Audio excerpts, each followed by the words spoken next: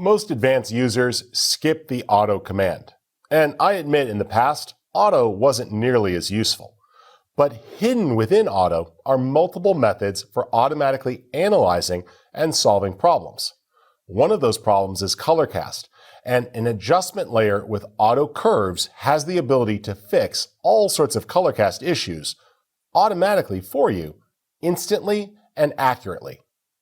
Now, this image is a little bit of a color cast. It's not bad, but it's a tad green and it just doesn't have the richness that I'd like.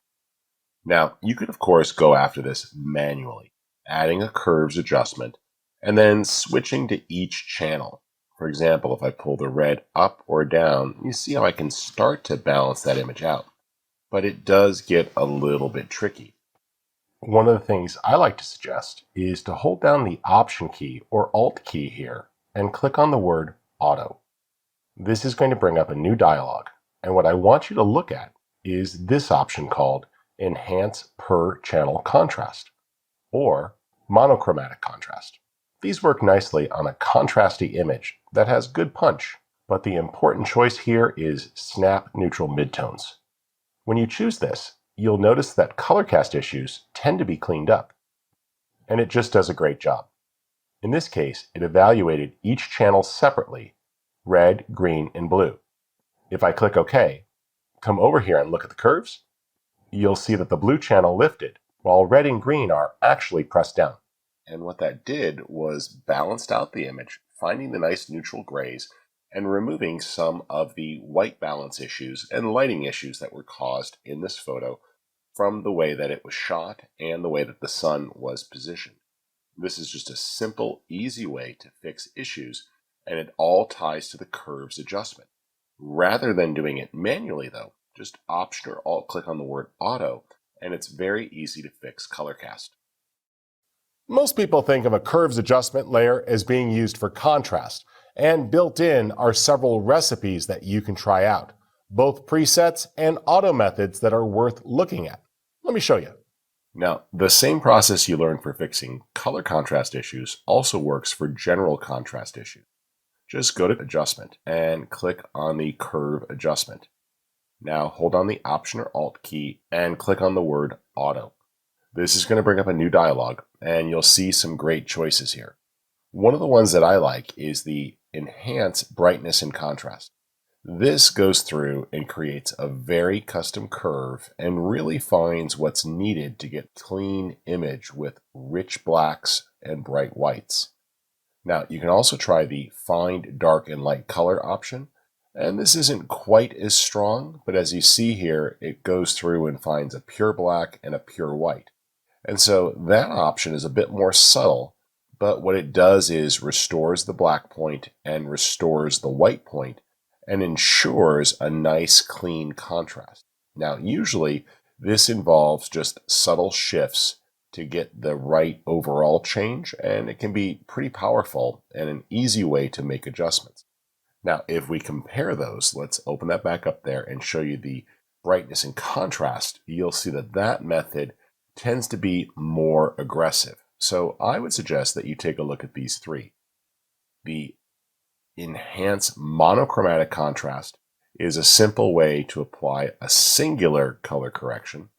The Enhance Per Channel Contrast you learned about earlier to look at each channel independently. Find Dark and Light Colors is going to locate a black point and a white point. And Enhance Brightness and Contrast is going to be the most aggressive.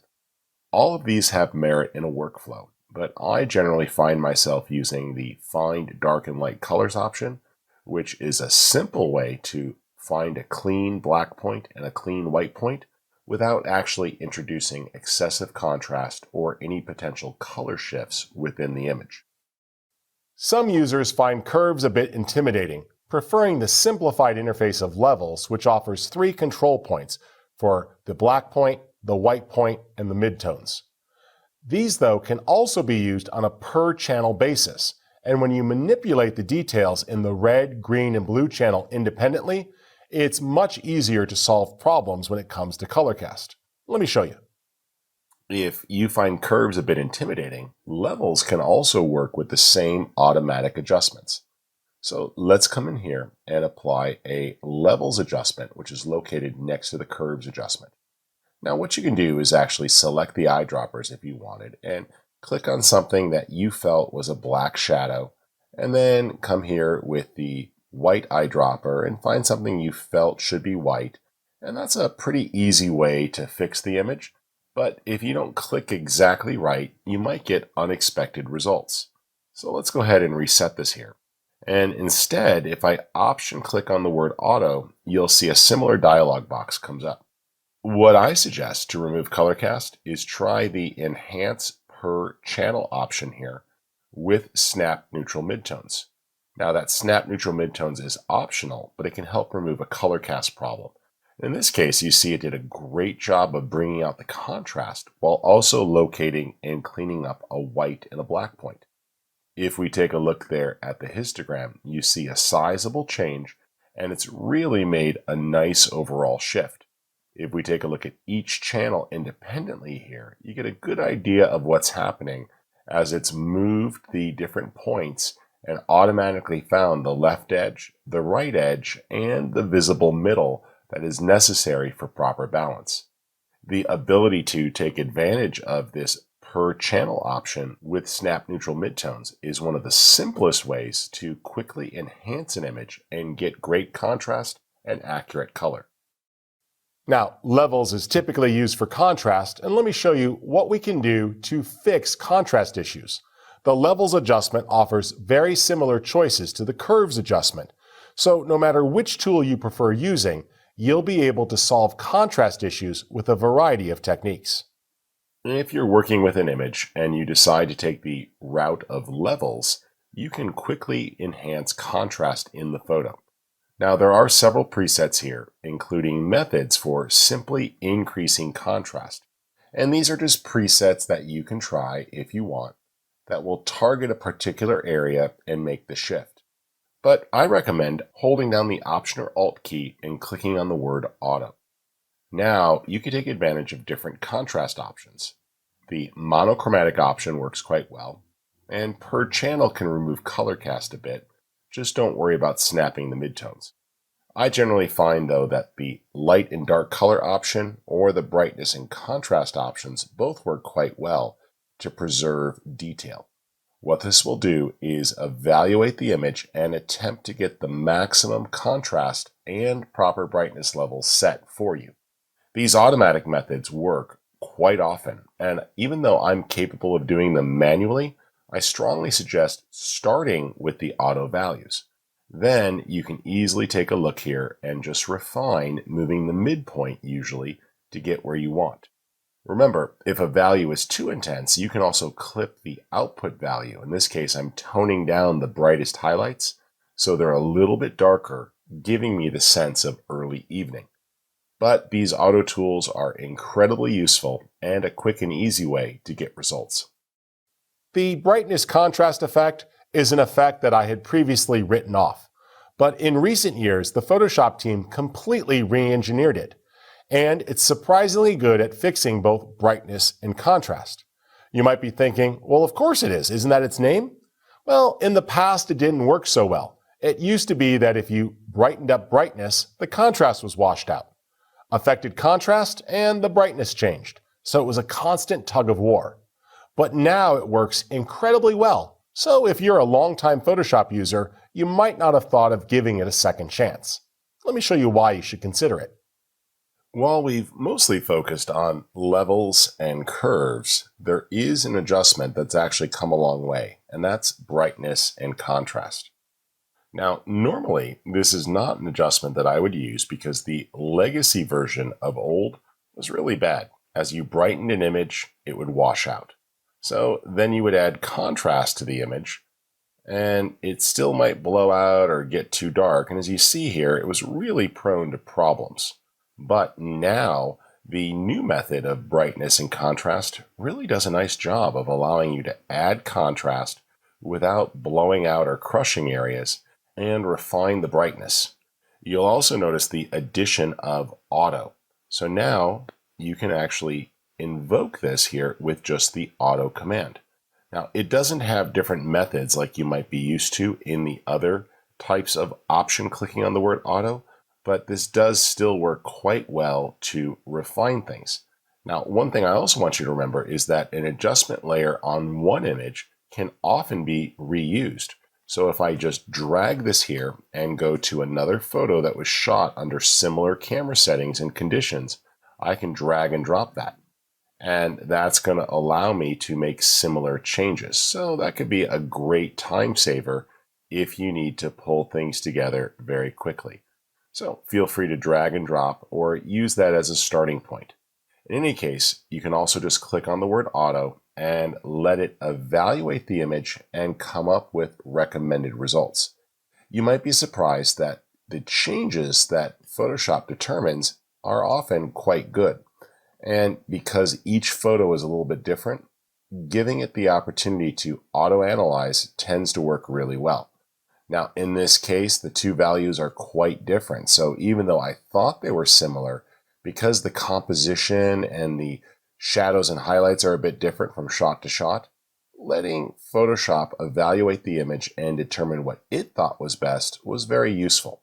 And then if it's a little too strong, I can just always back off the opacity slider to dial that in to just the right intensity.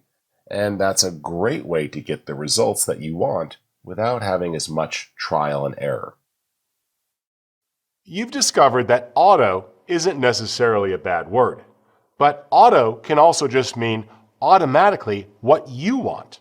The ability to set new auto values means that you can completely customize how Photoshop calculates and processes images based on the target that you set.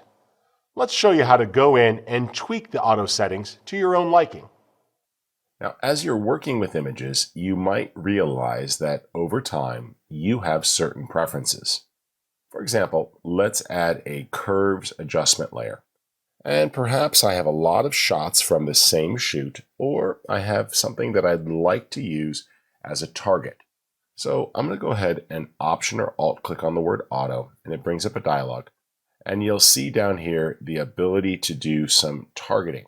Now, different options are going to behave differently. Sometimes you'll see different choices at the bottom here. The key difference is enhancing brightness and contrast.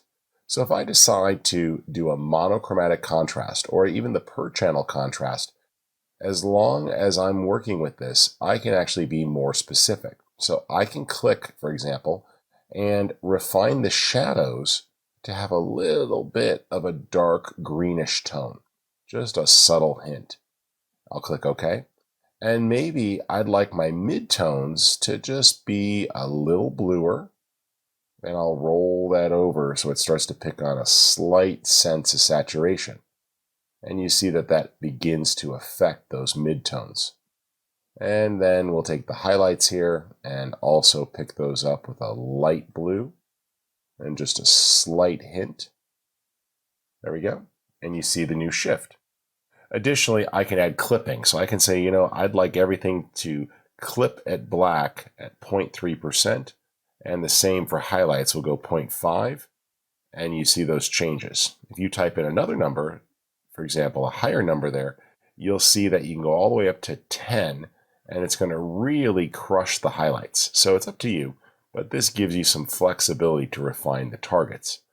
Now, once you've done this, if you decide that this is the way that you want auto to work, you can set this as the default.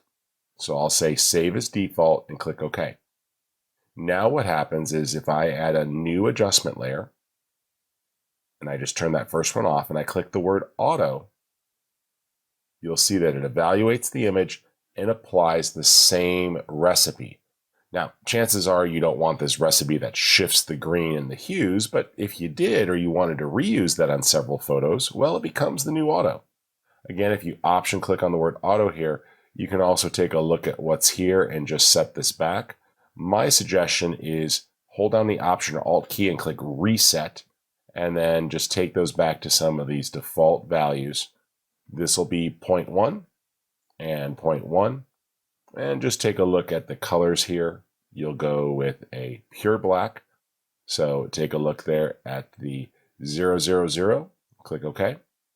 A pure white, and that's going to be 255, 255, and 255.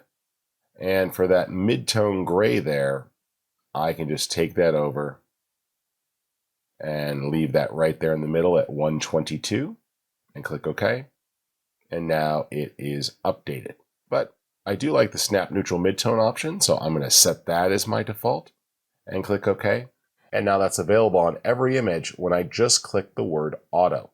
The ability to set a new auto means you're in total control over how the automatic processing occurs. You can change the rules and establish the targets that you want to hit. Now that you really understand contrast, let's move on to one of my favorite types of photography,